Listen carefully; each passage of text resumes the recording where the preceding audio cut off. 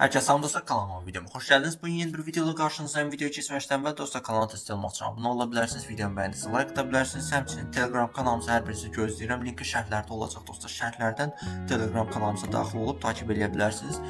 Telegram kanalımızı takip etmək çox vacibdir. Niyə? Çünki dostlar, mən səhmlər və kriptovalyutalar haqqında alır-satır siqnalları paylaşanda Telegramdan paylaşıram dostlar.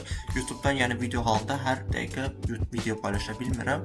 Ümumi səhmlər haqqında və ya kriptovalyutalar haqqında videolar paylaşıram YouTube'da, amma alış edəndə və yaxud alışa uyğun olan səhmləri Telegramda paylaşıram dostlar. Ona görə də Telegrama gəlməyiniz sizin üçün mütləqdir, vacibdir dostlar. Əgər pul qazanmaq istəyirsinizsə təbii ki. Və müzakirə qrupumuz da var. Burada deməli əsas səhifədə, əsas kanaldan, Telegram kanalımızdan qrupa daxil ola bilərsiniz. Hər birinizi gözləyirəm, linki şərhlərdə olacaq. Bugünkü videoda dostlar, sizləri ümumi səhmlər haqqında məlumatlandırmaq istəyirəm. Son vaxtlar baş verən ABŞ-da səhm birjalarında, fond birjalarında baş verən hadisələr və s. və həmçinin ilk öncə dostlar, səhmlərə yatırım etməyi bilməyən dostlarımız üçün qısa bir məlumatlandırma etmək istəyirəm dostlar. Səhmlər, ümumiyyətlə dostlar, səhm nədir? Səhm bir şirkətin kiçik hissəsidir dostlar. Siz həmən hissəyə yatırım edərək şirkətin dəyərlənməsindən, bazar dəyəri, bazar payı artmasından pul qazanırsınız.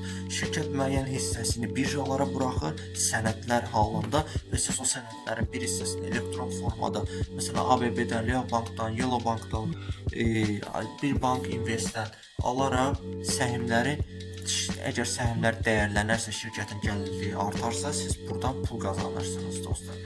Və dediyim proqramlardan, tətbiqlərdən, banklardan səhmləri ala bilərsiniz dostlar. Gördük, hələ bazar açılmayıb dostlar. Bazar 18:30-da açılacaq. Mən sizi dostlar, deməli ümumi vəziyyət haqqında danışmaq istəyirəm bugün.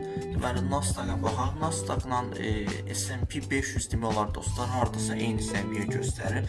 Gördüyünüz kimi son vaxtlarda bir düşüş oldu. Bunun səbəbi ABŞ hökumət qapanmasının davam etməsi idi. Çünki ABŞ hökumət qapanması davam edəndə, yəni dostlar, ABŞ-da hökumət milyonlarla işçini işlə təmin edir dostlar, hökumət işçisini və bu işçilərə maaş verilmədiyi müddətcə, hökumət bağlı qaldığı müddətdə işsizlik təbii olaraq artmışdı, insanlar işsiz qalmışdı. İqtisadiyyat necə böyüyür dostlar? İqtisadiyyat istehlak etdikcə böyüyür. Yəni istehlak olunmasa məhsullar, fərqi yoxdur, ərzaq, qeyri-ərzaq. İstehlak olunmarsa, bu zaman iqtisadiyyat böyüməz, deməli iqtisadiyyat artmaz.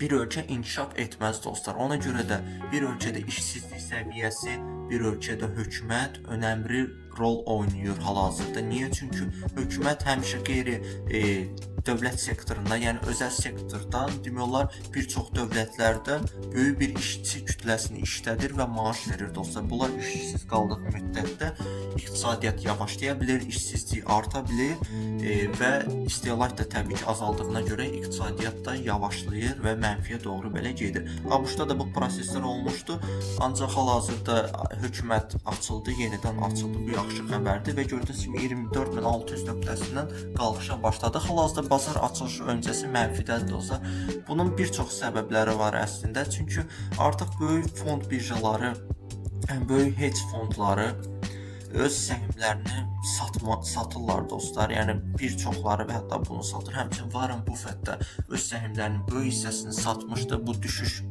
gedən vaxtı və ya biraz azdır öncəsi və bu gün də deməli SoftBank Nvidia hissələrini satıb, 1 milyarddan çox Nvidia hissələrini satıb dostlar SoftBank. SoftBank böyük səhmlər əlində saxlayır və Nvidia səhmini də saxlayırdı və 1 milyarddan çox səhmini satdı dostlar. Ona görə də Nasdaq və S&P 500-ə biraz pis təsir elədi. Hal-hazırda da düşüş var Nasdaq və S&P 500-də, həmçinin Nvidia-da da düşüş var dostlar. Bazar açılışı öncəsi buradan baxa bilərik. Nvidia Corporation.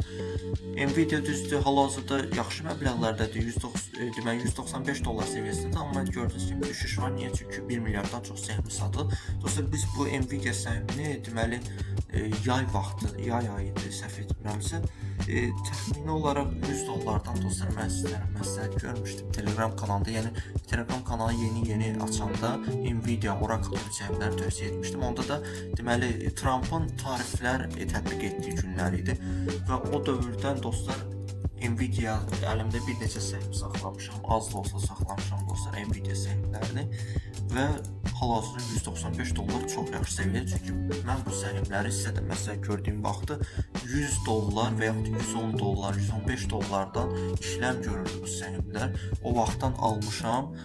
Alınlar var təbii ki, saxlayanlar. İndiki qiymətlər çox yaxşıdır həqiqətən. Ona görə də deyirəm ki, dostlar, hedge fondlar səhmlərinin bir hissəsi satırlar. Niyə? Çünki hal-hazırda qiymətlər bəzi səhmlərdə, bəzi şirkətlərdə, məsələn, Netflix artıq $1000 keçib və bölünmə elədi. Bu yaxınlarda təxmini bir ay söhbətdir, səhv etmirəmsə, bölünmə elədi, təzən $100 saldı özünü. Nvidia zaten bir dəfə bölünmə eləyib, hal-hazırda ki, əsas qiyməti $1200-dır əslində, yəni $195-dır. Lakin bölünmə etdiyinə görə $195 düşüb.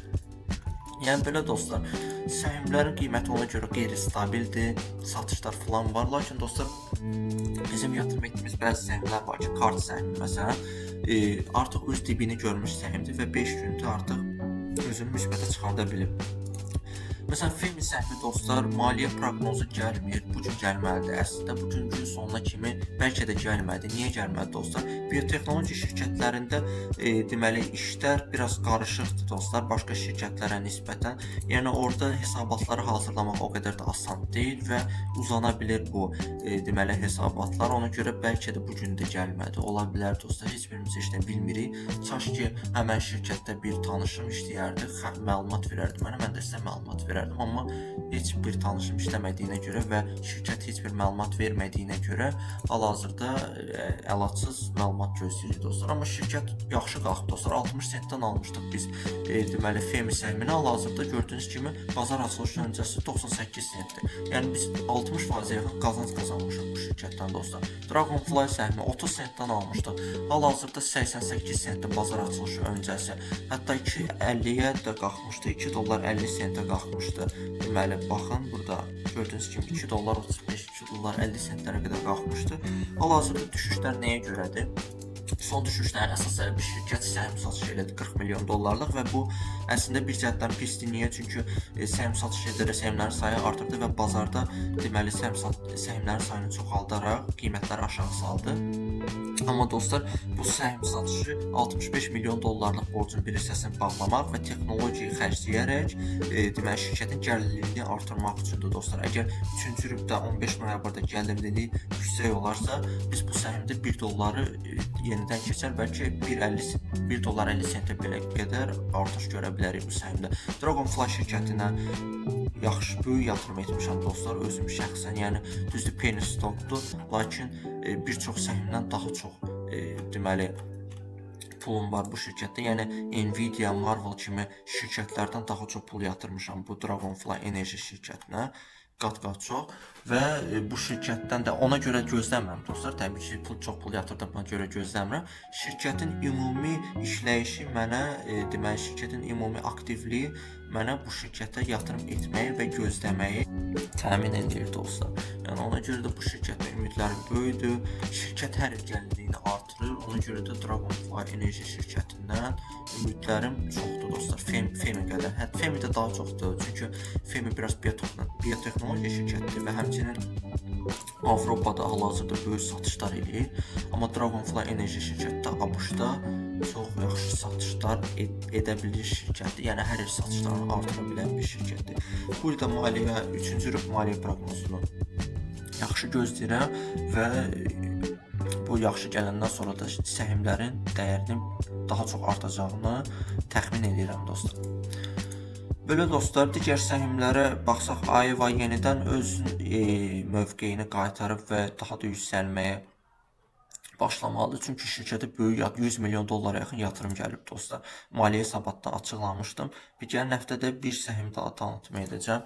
Videomu bəyəndiyinizsə like edə bilərsiniz. Sualınız olsa şərhlərdə yaza bilərsiniz. Sağ olun, gələcək videolarda görüşərik.